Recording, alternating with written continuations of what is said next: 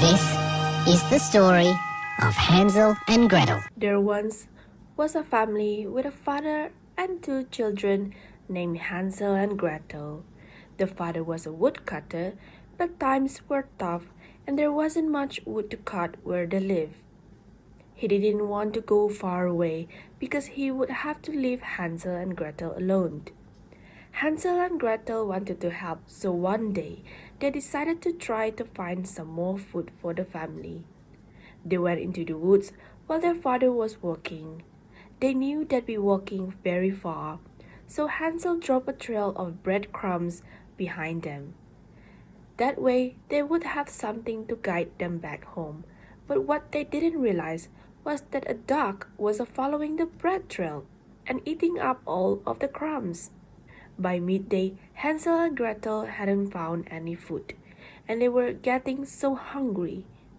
They decided to go back home where they could rest in their own bed and eat a small lunch. But when they turned around, they saw only the duck.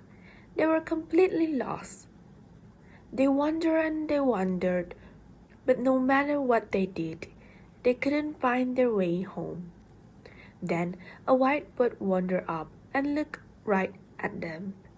They followed it through the woods and into a clearing where they saw the most delicious looking house they had ever seen. It was made of a gingerbread and candy and held together with thick, gooey frosting.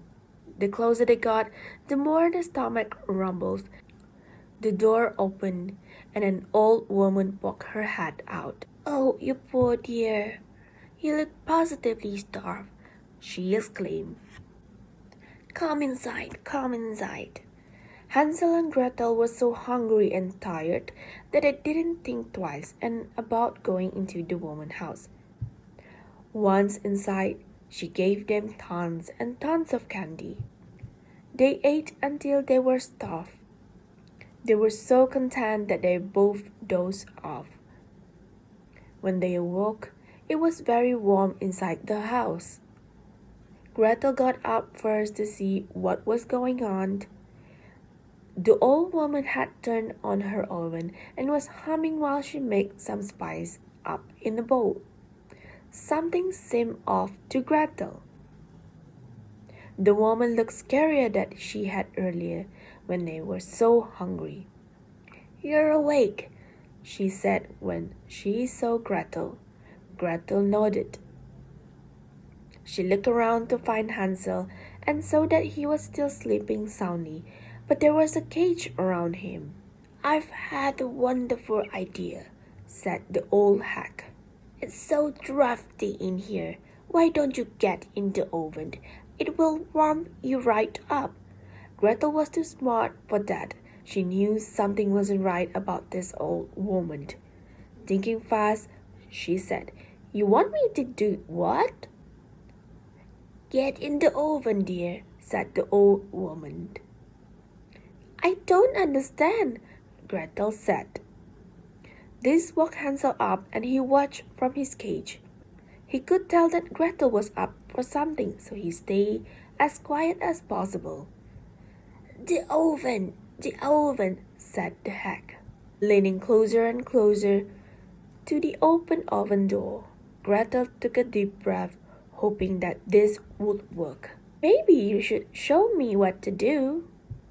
The old woman sighed, but she climbed up into the oven anyway. Soon as the woman climbed into the oven, Gretel slammed the oven door shut, broke Hansel out of the cage, and grabbed him by the hand. Then they ran away as fast as they could.